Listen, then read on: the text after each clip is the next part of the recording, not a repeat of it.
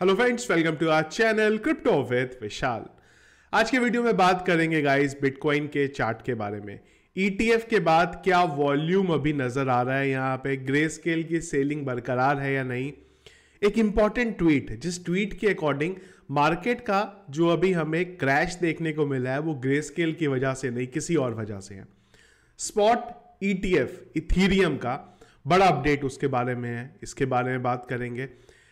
Time ना कैसे चीजों को बदल देता है, बड़ा अच्छा एग्जाम्पल एक देखने को मिला मुझे यहाँ पे उस बारे में। और कई दिनों से क्वेश्चन मुझे बार बार आ रहे हैं कि क्या बाइनेंस फरवरी के महीने में बंद होने वाला है, क्या है ये कहानी, क्या है ये फड, क्या ये रियल है, इस बारे में आज के वीडियो में बात करेंगे। सबसे पहले चलते हैं एक बार क्रिप्टो एनालिसिस के वेबसाइट पे। मार्केट कैप 0.5% अप में है, वॉल्यूम 31 भी क्या 32% यहाँ पे डाउन में दिखाई दे रहा है। इनफ्लो की बात करेंगे तो रात से अब तक एक इनफ्लो का डेटा देखने को मिला है 1287 बीटीसी का, और अगर कल के दिन में बात करें टोटल 3 इनफ्लो के डेटा आए हैं जो कि है 5884 बीटीसी के। फियर एंड गियर इंडेक्स थोड़ा सा बड़ा है यहाँ पे 52 न्यूट्रल। पिछले एक घंटे के सेंटीमेंट्स की बात करेंगे तो वो सेल की तरफ है, और हीट मैप की बात करेंगे थोड़ा हरा रंग दिखाई दे रहा है। बीटीसी 0.68% अप, इथीरियम 0.35% डाउन यहाँ पे चल रहा है। बिटकॉइन के बारे में बात गाइस अगर बात करें तो जब ये वीडियो बना रहा हूं मैं, बिटकॉइन का प्राइस है 39,900। हम लोगों ने परसों के दिन में एक सडन डाउनफॉल देखने को मिला, और कल का वीडियो अगर आप लोगों को याद होगा तो मैंने यही चीज आपको बोली थी कि हो सकता है हम लोग अभी फिर से 40,400 के लेवल को एक बार टेस्ट करें। और अगर आप देखें तो कल के दिन वही हुआ है, यहाँ पे हम लोग उस लेवल पे गए और वहां पे बैठा हुआ है एक सपोर्ट जो अभी तक काम करता था, जो कन्वर्ट हो चुका है अब रेजिस्टेंस में। वहीं से हमें एग्जैक्ट रेजिस्टेंस देखने को मिला और फिर हम लोग यहां पे नीचे की तरफ आ गए। अगेन सेम कहानी है, वही ध्यान देंगे, ये लेवल एक बार हमें तोड़ना पड़ेगा, और इस लेवल ने हमें पहले भी काफी बार बचाया था, तो इस लेवल पे एक बार तो रेजिस्टेंस मिलना बिटकॉइन को तय था। अब ये रेजिस्टेंस के बाद क्या 38,000 का लेवल फाइनली टच होगा, टेस्ट होगा या नहीं होगा, वो हमें आने वाले टाइम में पता चलेगा। पर सेलिंग प्रेशर अभी भी बिटकॉइन के ऊपर जो है वो यहां पे बरकरार है। ईटीएफ के बारे में अगर आप बात करते हैं तो ग्रे स्केल अब तक 95,704 बीटीसी 95,704 बीटीसी यहां पे निकाल चुका है। ब्लैक रॉक सबसे आगे लगा हुआ है 44,005 बीटीसी के साथ। फिडेलिटी लगा हुआ है 38,149 बीटीसी के साथ। बिटवाइज और आर्क इन्वेस्ट भी अब धीरे धीरे लीग में यहां पे आ रहे हैं। तो कुल मिला के ग्रे स्केल की जो सेलिंग है वो यहां पे बरकरार है। अब हम कई दिनों से बात ये कर रहे हैं कि जो मार्केट में एक हमें क्रैश देखने को मिला था वो ग्रे स्केल की वजह से था। उसमें एफटीएक्स भी यहां से बीच में आ गया जिसने इस चीज को निकाला, फिर माइनर्स ने भी सेल आउट करना शुरू कर दिया, उसके बाद एमटीगॉक्स का जो था फट वो यहां पे आ गया। अब क्रिप्टोकॉन्ट जो कि एक ऑन चेन डेटा टूल है, दुनिया के सबसे बड़े टूल में से आता है, उनके जो सीईओ हैं उनका कुछ अलग बोलना है यहाँ पे। उन्होंने बोला है कि जो ऑन चेन डेटा के अकॉर्डिंग समझ में आ रहा है उनको, बिटकॉइन जो नीचे गिर रहा है वो ग्रे स्केल जीबीटीसी की वजह से नहीं गिर रहा है, ये सारा का सारा हो रहा है डेरिवेटिव मार्केट सेल की वजह से।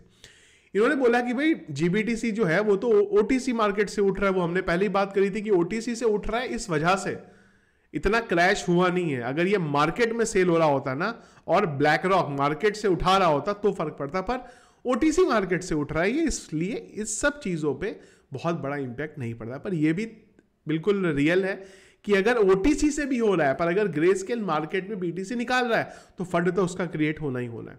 अब जो इन्होंने बोला है ना डेरिवेटिव मार्केट सेलिंग हो रही है, तो ये शायद ये रीजन हो सकता है इस चीज से, क्योंकि अगर इन्होंने ऑन चेन डेटा के हिसाब से बोला है तो कुछ तो देख के बोला होगा।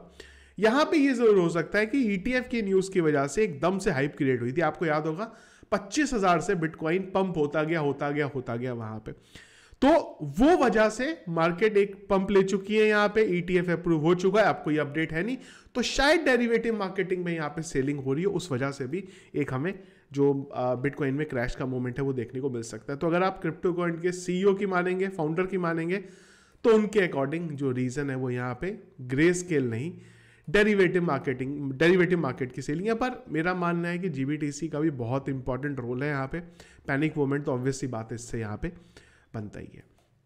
ETF की बात करेंगे यहां पे, तो ब्लैक रॉक के ETF को SEC ने यहां पे डिले कर दिया है कि भाई मार्च में बात करेंगे, अभी के लिए हम ETF को डिले कर दें। ऑब्वियसली बात है, डिले तो यहां पे होना ही होना है। पर ये वो बड़ी न्यूज नहीं है जिसके बारे में हम बात कर रहे हैं। बड़ी न्यूज ये है, SEC कमिश्नर का बोलना है कि इथीरियम का जो ETF है वो बिटकॉइन से ज्यादा इजी है अप्रूव होना। अब आप बोलेंगे भाई इसमें कौन सी नई बात है, कोई भी SEC कमिश्नर अगर आप कुछ बोल देगा तो क्या आप उसको बड़ी चीज बोलने लगोगे? नहीं, इसके पीछे बहुत बड़ा गेम है। किसने बोला है? ये बोला है हेस्टर पियर्स ने। ये कौन है?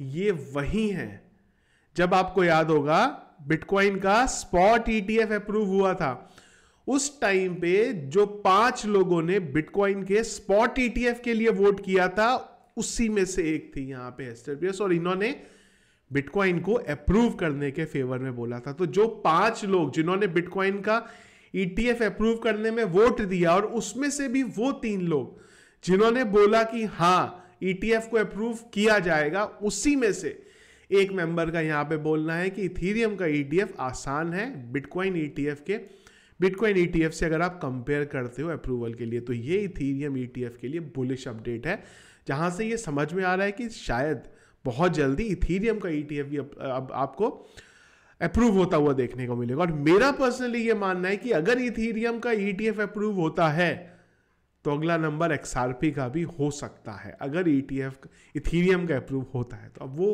होगा नहीं होगा वो हमें पता चलेगा आने वाले टाइम में। ये था वो टॉपिक जिसके बारे में मैंने आपको बोला था कि जो वक्त है, टाइम है, समय है ना, वो सबसे खतरनाक चीज है यहाँ पे।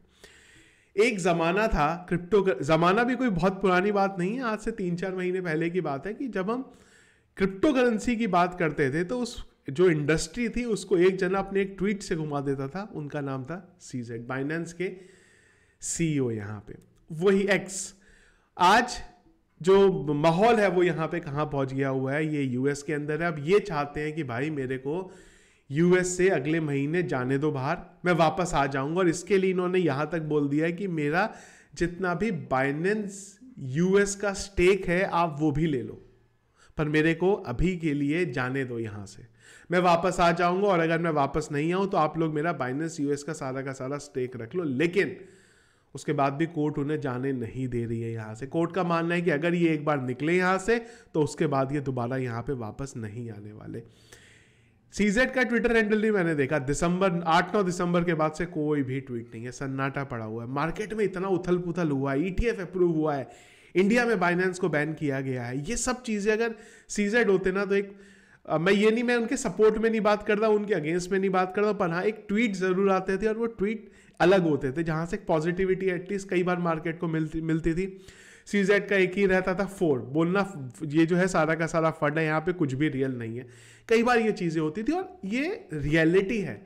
कई लोग CZ को पसंद नहीं करते यहाँ पे, पर एक रियलिटी है। मैंने भी बहुत बार बोला है कि बहुत बार उन्होंने मार्केट को मैनिपुलेट किया है, लेकिन एक रियलिटी बहुत बड़ी है। वो ये है कि आज दुनिया में जो लोग क्रिप्टो करेंसी यूज कर रहे हैं, उस वजह जिनकी वजह से लोग यूज कर रहे हैं, उसमें सबसे बड़ा नाम CZ का है। कॉइनबेस मार्केट में लीडर हुआ करता था, उससे पहले और भी एक्सचेंज थे, वो बहुत हाई फीस लेते थे। बाइनेंस लाए, टेक्निकली बहुत साउंड प्लेटफॉर्म, सारी चीजें वहां पे अवेलेबल है, फीस बहुत कम लेके आए। लोगों के लिए सबसे बड़ा प्रॉब्लम ये होता था कि डेक्स को कैसे यूज करेंगे, उसके लिए एक प्रॉपर एक्सचेंज चाहिए था। सेंट्रलाइज वे, डिसेंट्रलाइज, सेंट्रलाइज, बहुत सारी चीजें चलती थी, पर एक ऐसा प्लेटफॉर्म जो Web 2 पे बेस्ड हो, जहां पे कोई भी Web 3 का कॉन्सेप्ट ही ना हो, उसमें CZ बाइनेंस लाया, बाइनेंस को बहुत चलाया, जहां पे यूजर्स का ट्रस्ट बढ़ा क्रिप्टो करेंसी के लिए, लोगों को इजी लगा क्रिप्टो करेंसी यूज करने के लिए। 2011 का याद है मुझे टाइम, जब फर्स्ट टाइम मैंने बिटकॉइन के बारे में सुना था। 2013 में भी सेम कहानी हुई, पर बाय नहीं कर पाया ना 2011 में ना 2013 में, क्योंकि बाय करना बहुत मुश्किल हुआ करता था वो टाइम पे। वो टाइम पे अगर बाइनेंस होता तो शायद 2011 या 2013 तक ही मैंने बिटकॉइन को बाय कर लिया होता। पर समय ये आपको बताता है कि जब आपका अच्छा समय चल रहा होता है, वो टाइम पे अपने खराब समय के लिए आप तैयारी करके रखें।